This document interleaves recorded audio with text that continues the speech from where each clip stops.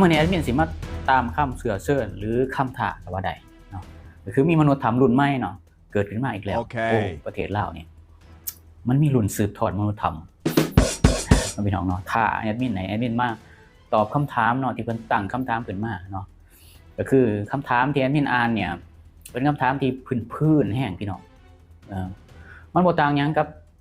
แอดมินนี่ต้องมาฝึกเขียนหัดเขียนกอไก่ขอไข่ใหม่พี่น้องเพราะว่าเป็นคำถามแบบพื้นๆแห้งพี่น้องซึ่งมันบ่น่าสิคิดได้แบบนี้เนาะประเทศอื่นเข้าไปฮอดไสเบิดแล้วแต่ว่ามนุษย์ทำหน้าใหม่เนาะรุ่นใหม่รุ่นสืบทอดคนนี้เนาะกลับมาถามเรื่องแบบนี้นะพี่น้องดังนั้นแล้วแอดมินสิมาตอบให้มันกระจ่างเนาะถึงแม้ว่าสิฝึกเขียนกอไก่ขอไข่ใหม่ก็อย่า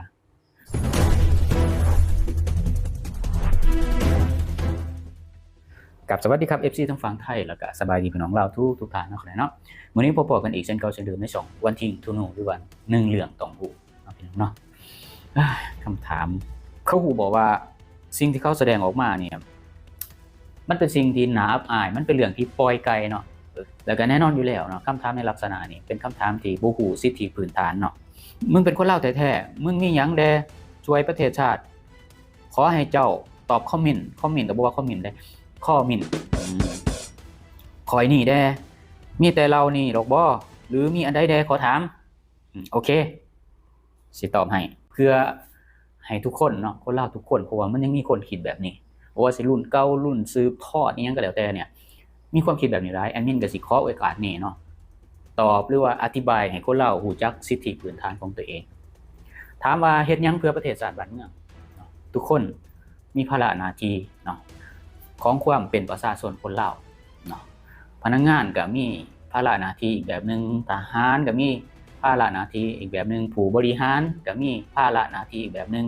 แม้แต่คนที่เก็บกวาดขี้เหงื่อเนาะตามถนนหนทางก็มีภาระหน้าที่ให้ชาติบ้านเมืองคือกันเนาะมีประโยชน์ต่อชาติบ้านเมืองเบิดเนาะซึ่งทุกสิ่งทุกอย่างเนี่ยมันเป็นเรื่องของอุปสงค์อุปทานเนาะระหว่างพลเมืองระดับชั้นหากหญ้าจนฮอดชั้นเป็นแบบสูงสุดของประเทศประมุขประเทศหรือผู้บริหารหรือเป็นผู้นำไปแล้วแต่ล้วนแล้วแต่หมุนเวียนมันขาดสิ่งใดสิ่งหนึ่งบ่ได้อันนี้แอดมินจะเอาพื้นฐานเลยแบบแน่นอนอยู่แล้วสิ่งนี้เนี่ยในบทเรียนเนาะในประเทศลาวในวิชาศึกษาพลเมืองศึกษาสังคมแน่นอนบ่ได้สอนอยู่แล้วถ้าในบทเรียนอยู่ในประเทศลาวสอนคือสิบ่มีคนมาถามแบบนี้แอดมินก็เคยเรียนผ่านมาศึกษาพลเมืองก็ไปเรียนมาแล้วแต่ก็บ่มีอย่างที่แอดมินบอกเนาะบ่มีการสอนแบบนี้ก็เลยเฮ็ดให้คนลาวนี่บ่ฮู้สิทธิพื้นฐานโอเคอาจสิมีเรื่องกฎเรื่องวินัยหรือว่าเรื่องที่เป็นมารยาทอีหยังเนี่ยสิสอนอยู่แต่เรื่องสิทธิพื้นฐานนี่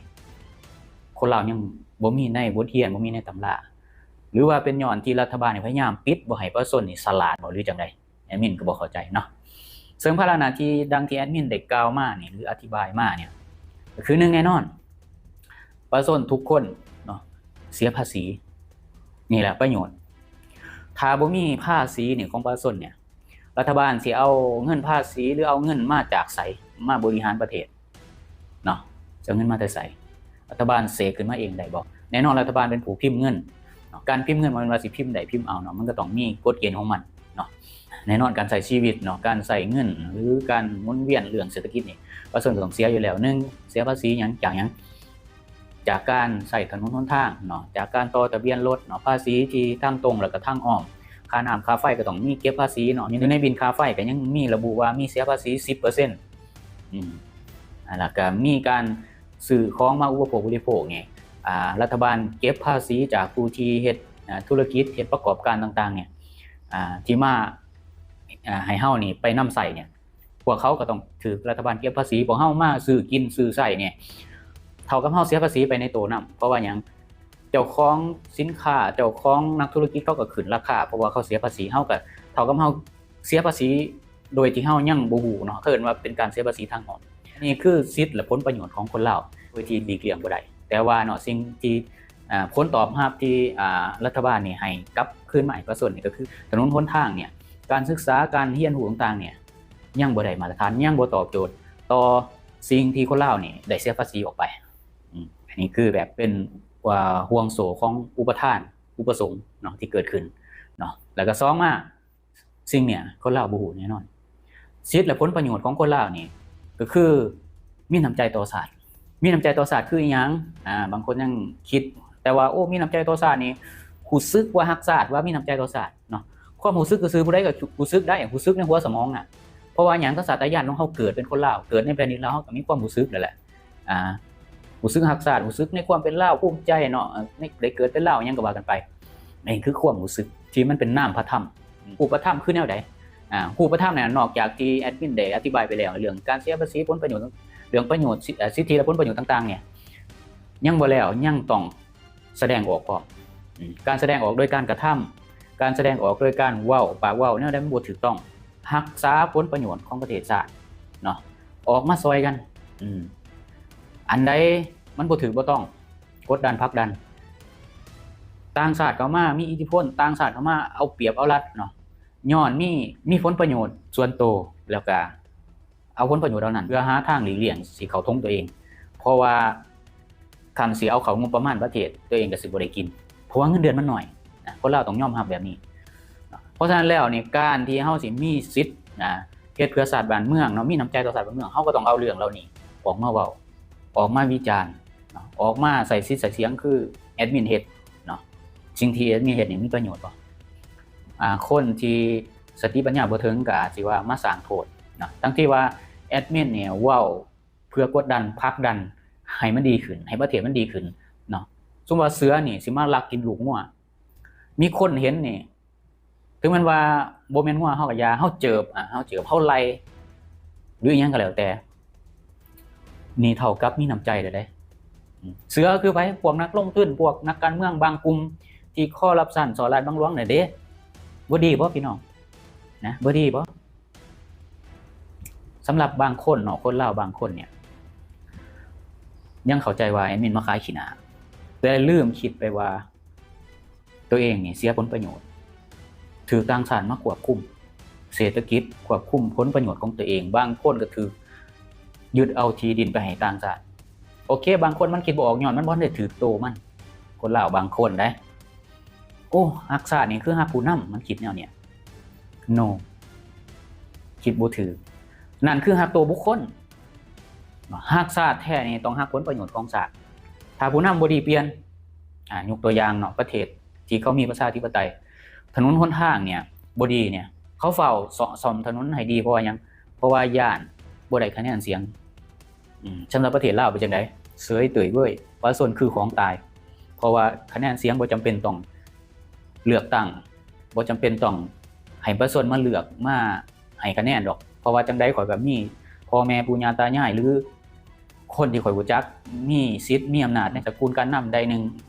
อำนาจที่จะได้ขึ้นครองอำนาจอยู่แล้วเพราะว่าเดี๋ยวสมัยหน้าก็เป็นวาระของข่อยเพราะว่าข่อยพัดเปลี่ยนกันขึ้นประชาชนบ่มีเกี่ยวประชาชนคือของตายถนนจะได้ใช้ดีหรือบ่ได้ใช้ดีบ่สนเพราะฉะนั้นสิ่งเหล่านี้นี่คนลาวเนี่ยคิดว่าปกป้องคนแบบนี้ไว้นักการเมืองแบบนี้ไว้เป็นการหักษาซะบ่อยากให้เว้าขายขี้หน้าประเทศ no ขายขี้หน้าคนทำลายประเทศบ่ได้ขายขี้หน้าประเทศถ้าขายขี้หน้าประเทศนี่โอ้ประเทศลาวร้อนเกินไปประเทศลาวหนาวเกินไปประเทศลาวบ่น่าอยู่เนาะอุณหภูมิร้อนบ่คืออยู่ยุโรปบ่คืออยู่ฝรั่งโจมตีมันประเทศลาวบ่น่าอยู่หรอกบ่ภูมิใจในความเป็นลาวเนาะเสียเนาะเสียความรู้สึกที่ข่อยเกิดมาเป็นลาวข่อยเสียใจแฮงอันนี้แม่นอันนี้ถูกต้องแต่นี่แอดมินบ่ได้เป็นแนวนั้นเนาะถ้ามองลึกๆมองสำหรับนักปราชญ์มองเขามองแบบนี้กันเบิดเนาะมีไผมองแบบคือคนลาวบางกลุ่มการปกป้องบุคคลที่ทำลายศาสตร์คิดว่าหักศาสตร์เนาะอันนี้เป็นความคิดที่กลับด้านแล้วสมองกลับด้านแล้วเพราะฉะนั้นแล้วเนาะดังที่แอดมินได้เว้ามาเนี่ยอุปทานอุปสงค์มีร่วมกันสิทธิอำนาจของแต่ละคนแตกต่างกันทุกคนล้วนแล้วแต่มีสิทธิอำนาจมีประโยชน์ต่อชาติบ้านเมืองบ่แนวใดก็แนวนึงคันสิให้ตามที่คนลาวส่วนหลายคิดเนาะเจ้าบ่ได้เป็นพนักงานเจ้าบ่ได้อยู่ตำแหน่งบ่ได้อยู่หยังเจ้าบ่มีสิทธิ์คนลาวส่วนหลายไม่คิดแนวนี้เจ้าบ่มีสิทธิ์มาเว้าการเมืองเจ้าบ่ได้เป็นนายกบางคนก็จะเป็นนายกบ่เนาะการที่เฮามีน้ำใจการที่เฮามาเว้าเพื่ออยากให้มีการพัฒนานี่บอกว่าเฮาอยากเป็นนายกบางคนมันคิดแนวนั้นเพราะว่าหยังเพราะว่า คนพวกนี้มันเห็นคนที่หัวสูงกว่านี่บ่ได้คนพวกนี้จิตใจมันก็วนก็ว่ายอกหอนอกรดอันนี้ต้องยอมรับความจริงเด้อถ้าบ่มีจิตใจแบบนี้แน่นอนเจ้าสิบ่มาคัดเกินว่าเป็นโตกะลากินีศาสตร์บ้านเมืองดอกคนเฮาน่ะเกิดมาต้องมีน้ำใจต่อชาติเนาะคนเฮาเกิดมาก็ต้องสร้างประโยชน์เนาะสร้างประโยชน์ก็มีหลายแบบคือกันแบบเว้าหรือแบบกระทำแบบกระตุ้นหรือแบบวิพากษ์วิจารณ์เนี่ยมันบ่ดีก็ล้วนแล้วแต่การมีน้ำใจหรือว่าการสร้างประโยชน์เช่นเดียวกันบ่จำเป็นต้องไปนั่งบริหารเท่านั้นแหละจะเอิ้นว่าสร้างประโยชน์ให้กับประเทศเป็นความคิดที่บ่กว้างเนาะเป็นความคิดที่ยังคิดตื่นๆเนาะยังคิดน้อยเกินไปนะบ่รู้จักสิทธิ์และประโยชน์บ่รู้จักอุปสงค์บ่รู้จักอุปทานเนาะระหว่างพลเมืองทุกๆชนชั้นที่มีร่วมกันบ่เข้าใจคนลาวเข้าใจอันนี้ก็บอกแล้วว่า EQ ของคนลาวเนี่ยยังต่ำถ้าเทียบกับอาเซียนนี่ระดับ8อันนี้ทางการลาวออกมาเขียนข่าวเองแล้วก็ดำรับ103ของโลกใน120ประเทศเนี่ย103คิดเอาว่า EQ ของคนเราต่ำส่ำใดอันนี้บ่ได้มาดูถูกเด้เพราะว่า